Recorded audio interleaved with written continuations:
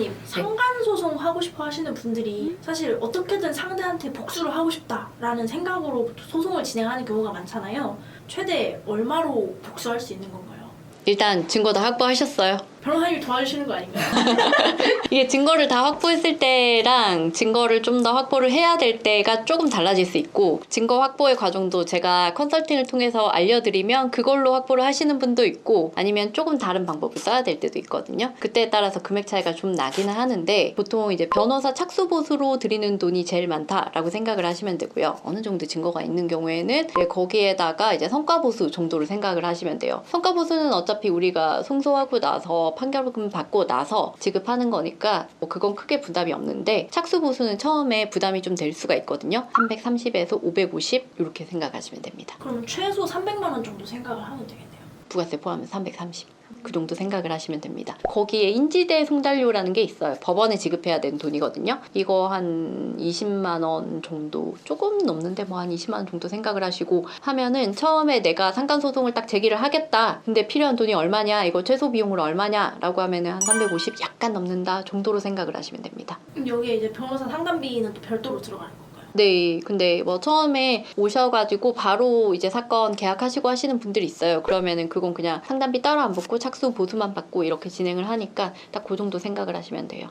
비용이 처음에 막 부담이 될 수가 있어요. 사실 특히나 이제 전업주부들이나 하면은 현금이 거의 없거든요. 그런 경우에는 카드 할부를 통해서 분할 납부하시면 되는데, 본인이 가지고 있는 이제 카드사에 따라 좀 달라요. 그래서 저희 의뢰인들 중에서는 10개월 할부 하시는 분들도 많으시지만, 어떤 분은 저번에 한번 오셔가지고 30개월 할부를 하시더라고요.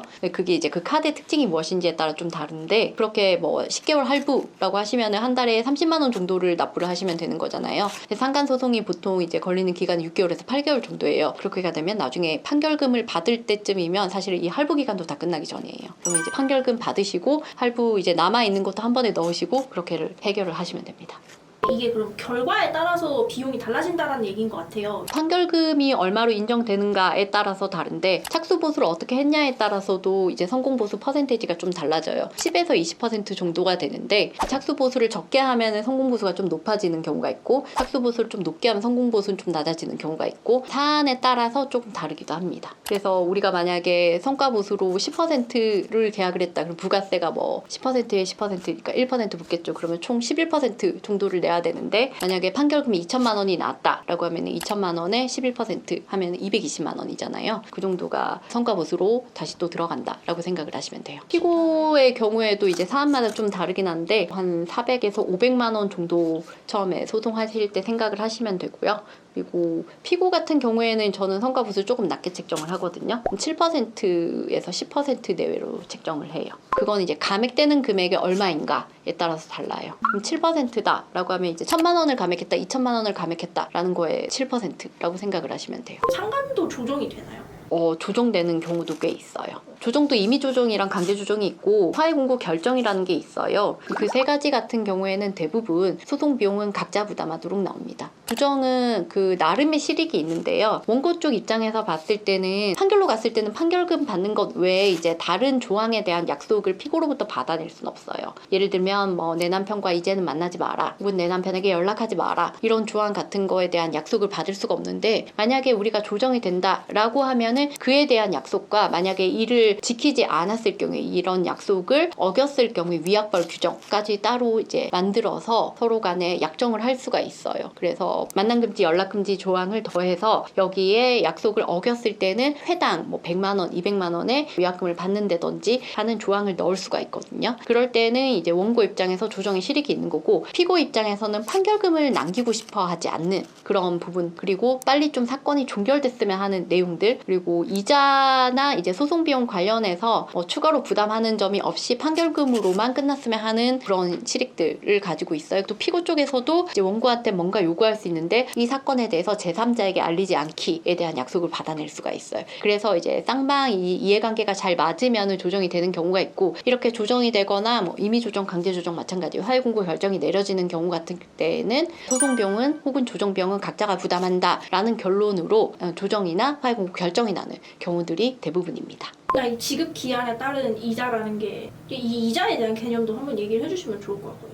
원고 입장에서 소를 제기할 때 청구 취지라는 걸 적는데요. 거기 보면은 피고는 원고에게 얼마를 지급하라 라고 되어 있어요. 근데 얼마를 지급하라 라는 거에서 끝나는 게 아니고 언제부터 언제까지 연 12% 이율에 따른 이자까지도 지급하라 라고 되어 있어요. 소송 촉진 등에 관한 법률이 있는데 판결금에 대한 이자는 12%로 정하고 이걸 좀 빨리 갚아라 라는 취지로 이자를 높게 책정을 한 거예요. 보통 이제 판결이 나고 나면은 쌍방 변호사들이 판결금 계산해서 서로 주고받아요. 그리고 이 금액이 맞는지 서로 확인을 해서 금액이 맞다라고 하면은 이제 지정한 계좌로 돈을 보내라라고 하고 이제 각자 의뢰인한테 이야기를 해주고를 하는데 그걸 계산을 할 때 보통 지급을 해야 되는 의뢰인 쪽에 물어봐요. 언제 지급하실 건지. 그 날짜에 따라서 우리가 계산을 합니다. 뭐 1월 1일 날 지급하시면 얼마고 2일 날 지급하시면 얼마고 3일 날 지급하시면 얼마라고. 그리고 이 외에도 우리가 생각해 보실 부분이 소송 비용 분담 부분인데요. 사실 소송 비용 분담은 재판부의 재량이에요. 그래서 청구 금액 대비 뭐 얼마 감액이 되고 혹은 얼마 인정이 되고에 따라서 재판부가 보통 나누는 경우들이 대다수지만 가끔씩은 그것과 상관없이 피고가 다 지급하라 하는 재판부도 있고 각자 지급하라 라고 하는 재판부도 있기는 해요. 대부분의 경우에는 청구 금액이 얼마였냐 거기에 대해서 인정된 금액이 얼마였냐를 비율적으로 좀 퍼센테이지를 적당히 나눠서 원고가 부담할 부분은 뭐 3분의 1이다 피고가 부담할 부분은 3분의 2다 이런 식으로 나눠줘요.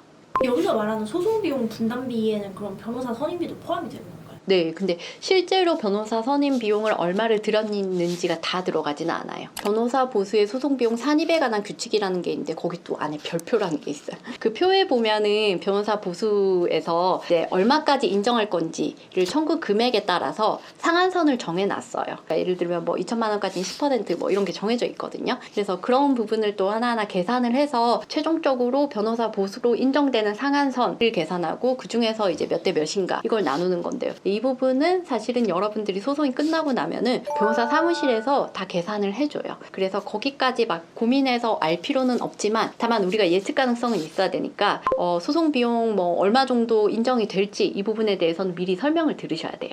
소송을 진행을 했는데 승소를 하면은 이 변호사 선임비를 그 상대 쪽에 이렇게 달라고 요구를 할 수 있으니까 선임비에 대해서는 걱정하지 말라라는 글을 봤던 것 같거든요. 반은 맞고 반은 틀려요. 예를 들어서 상간소송으로 청구 금액이 3천만 원이라고 한번 가정을 해보고 그리고 만약 인정되는 금액이 2천만 원이었다라고 가정을 해볼게요. 그러면 실제로 원고 입장에서 받는 금액이 얼마냐?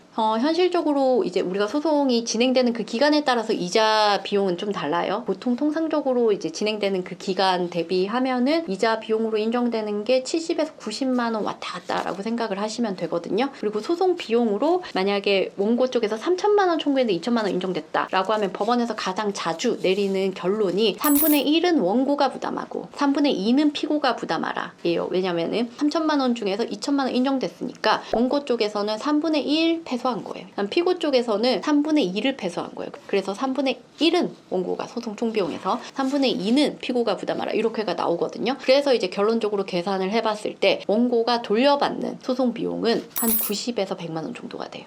그래서 최종적으로 우리가 만약 2천만 원 인정이 됐다라고 하면 원고 쪽에서 이제 받는 비용을 최종적으로 2,150, 2,200 그 사이 정도라고 생각을 하시면 돼요. 상간 소송도 항소가 가능한가요? 그럼요. 모든 소송은 항소가 가능합니다. 근데 다만 이제 항소에 리스크가 있는 거죠. 항소에서 원심과 똑같은 결과가 나온다라고 하면은 항소한 쪽에서 손해를 볼 수가 있어요. 만약 쌍방이 다 항소한다라고 하면 원심과 똑같은 결과가 나왔을 때도 손해가 크지 않을 수 있는데 한쪽만 항소를 한다라고 했을 때는 그 항소한 쪽에서 항소가 패소했을 때 한마디로 원심 그대로가 인정됐을 때 리스크를 항소한 쪽에서 지거든요. 그래서 그런 부분 때문에 이자도 더 많이 붙고 그리고 소송 비용 관련해서도 많은 손해가 나고 할 수가 있습니다. 그래서 항소를 할 만한 사안인지 아닌지에 대해서는 그런 비용이 얼마나 다 드는지에 대해서 검토한 다음에 선택을 하시는 게 맞아요. 변호사 비용도 항소심의 경우에 더 비싼가요? 거의 비슷하게 받아요. 그런데 이제 당사자 입장에서는 변호사 비용이 한 번 더 들어간다라는 것 자체가 부담인 거죠. 변호사님 그럼 항소 말고 혹시 또 다른 방법은 없을까요? 원고 입장에서는 항소를 하는 게 맞아요. 근데 피고 입장에서는 물론 항소도 할 수 있지만 부상 청구가 더 나은 경우 경우들도 있거든요. 구상청구는 공동불법행위자 간에 일방이 피해자의 손해에 대해서 전부 배상을 했을 경우에 배상하지 않은 공동불법행위자에게 본인의 부담 부분에 대해서 나에게 지급하라 라는 소송이에요. 말로만 들으면 조금 어려울 수 있는데 좀 쉽게 생각을 하시면 2명에서 1명을 때린 거예요. 그럼 그 1명이 피해가 났어요. 피해가 1,000만 원이래요. 그래서 병원비를 한쪽에서 다 지불을 했다고 한번 생각을 해보세요. 그럼 다 지불한 쪽에서는 뭔가 억울해요. 왜냐면 2명에서 1명을 같이 때렸거든요. 그럴 때 같이 때린 사람한테 가서 내가 이 사람 병원비를 다 지불했으니까 너도 좀 부담을 해. 너도 반 정도는 부담을 해. 라고 하는 게 구상청구라고 생각을 하시면 됩니다. 오늘 내용 조금 어려웠을 수 있어요. 아무래도 절차적인 부분이기도 하고 이걸 아마도 한번 소송을 해보시면은 별로 어렵진 않은데 절차적인 부분은 직접 이제 경험하지 않으면 말로만 들었을 땐 좀 와닿지가 않아요. 그렇지만 이렇게 한번 들어보시고 하면은 어떤 부분을 내가 챙겨야겠다. 어느 정도 내가 준비를 해야지 할 수 있는 거구나 라는 점에 대해서는 좀 기준점이 생길 수가 있으니까 한번 상세하게 설명을 드려봤고요. 만약에 여러분이 이런 소송을 준비하신다라고 하면 이 부분에 대해서는 비용적인 부분은 좀 중요한 부분이니까 담당하시는 변호사님과 반드시 상의하시고 상세하게 꼭 아시고 그리고 나서 이제 소송 진행 여부를 선택을 하시는 게 맞겠습니다. 감사합니다.